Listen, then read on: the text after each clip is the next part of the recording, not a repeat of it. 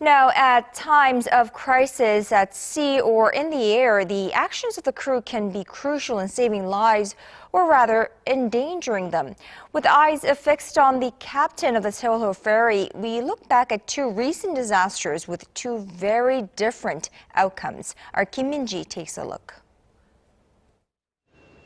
In 2009, U.S. Airways Flight 1549 struck a flock of birds just minutes after taking off from LaGuardia Airport in New York City, and two of its engines lost power.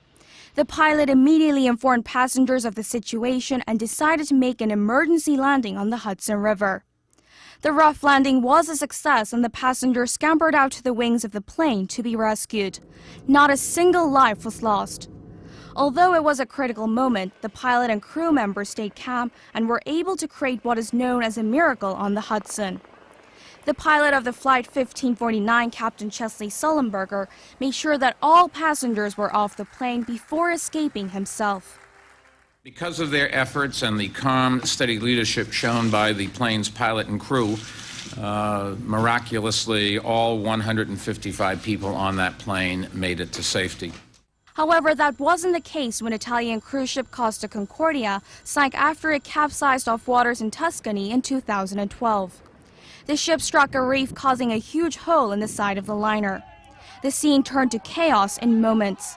Then we had a blackout, and everybody was just screaming out. All the passengers were running up and down.